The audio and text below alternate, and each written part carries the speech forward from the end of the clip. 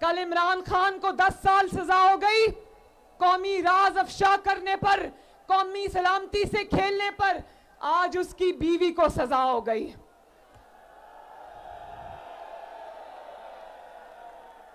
ये लोगों को चोर चोर कहते रहे।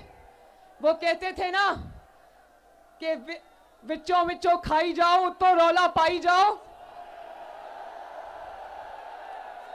ये लोगों को चोर कहते थे। अल्लाह ताला ने उन सबको सुरखरू किया। ये पूरे खानदान समेत आज अल्लाह के फजल से चोर साबित हुआ है। मैं इसकी बीवी की गिरफ्तारी पे खुश नहीं हूं। मैं किसी की तकलीफ पे खुशी नहीं मनाती, लेकिन एक निजाम आसमान से भी चलता है। ये नहीं हो सकता। मेरे पे क्या इल्जाम था? मेरे पे कोई चोरी का इल्जाम नहीं था। मैं भी किसी की बेटी थी, किसी की बहन थी, किसी की मां थी। मेरे पे चोरी का इल्जाम नहीं था। मुझे सजा सिर्फ इस बात की मिली कि बाप का साथ क्यों दिया, बाप के साथ खड़ी क्यों हुई। लेकिन बुशरा बीबी पे ये इल्जाम नहीं था।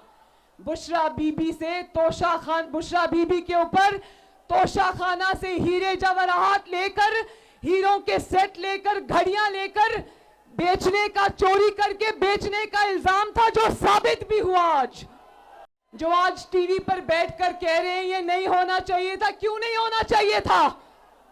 अगर कोई वजीर आजम चोरी करता है और अगर कोई वजीर आजम की बीवी चोरी करती है, तो क्या इसलिए उसको छोड़ दिया जाए और कानून हरकत में ना आए कि वो वजीर आजम है या वजीर आजम की बीवी है? बताओ नारोवाल वालों।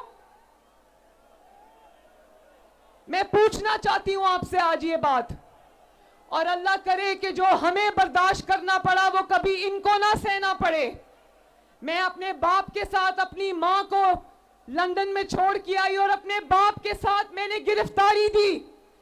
अडयाला में मैं अपने वालिद के साथ रही। वालिद पास ही होते थे, लेकिन मुझे मिलने की इजाजत नहीं थी।